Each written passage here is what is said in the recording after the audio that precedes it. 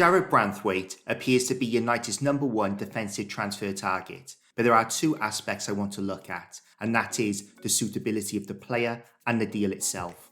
I've watched Branthwaite play 10 times, and he is clearly a good player, big and strong, good aerial ability, difficult to get past in one-on-ones, aggressive in the tackle, and decent in possession. But being honest, I have never felt I have been watching a star in the making, not like I did when watching John Stones when he was at Everton, who I thought was a must for United at the time. But I actually know an Everton season ticket holder who said nothing gets past him, and the Evertonians are gutted at the prospect of losing him. So I don't think I've seen enough of Branthwaite to challenge that, so I'm going to focus on his suitability purely based on his position, and that is left-sided centre-back.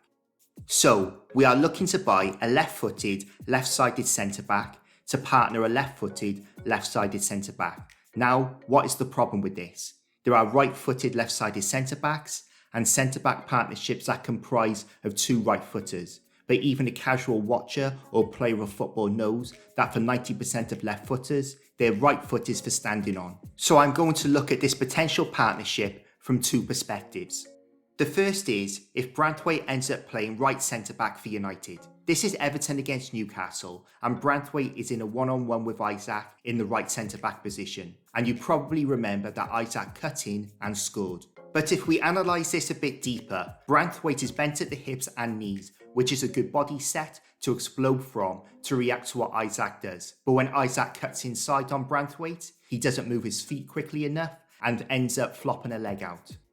This was way too easy for Isaac, and my theory is, which is all it is, because there is not enough evidence for this to be categoric, Branthwaite hasn't got the same level of coordination and explosion pushing off his non-dominant leg in these positions as he would have pushing off his dominant leg. And in this situation, in the right centre-back position, he was pushing off his non-dominant right leg.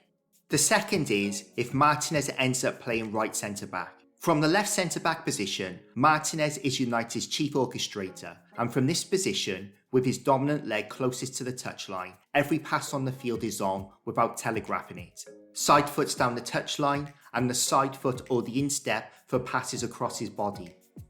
If Martinez was playing right centre-back, he would be able to play passes straight or across his body with the side of his foot or instep.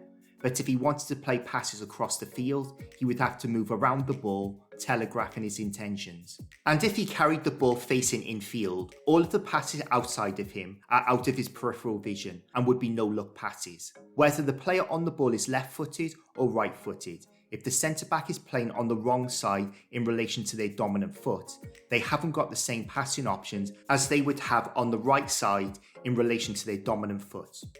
Moving on to the deal, when I saw a bid of 35 million was made, my first thought was insult.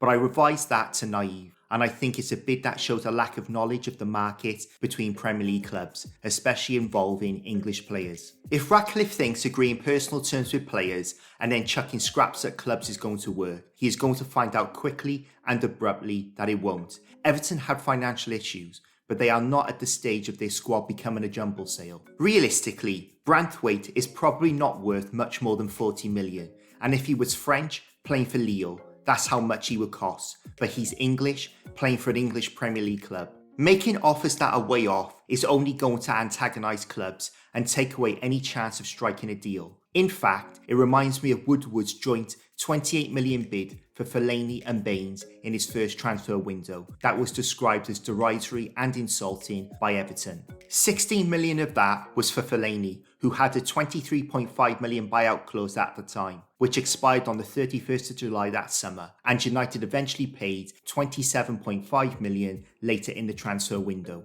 I'm not looking to jump on Ineos, but if they gain a reputation as poor negotiators, clubs will dig their heels in with us, and we are going to struggle to sign any quality. A bid of 50 million with add-ons and a decent sell-on percentage would have been a more respectful starting point, and if Everton say no and Ratcliffe doesn't want to go higher, then you can move on. Let me know what you think about the prospect of signing Branthwaite, and I'll see you in the next one.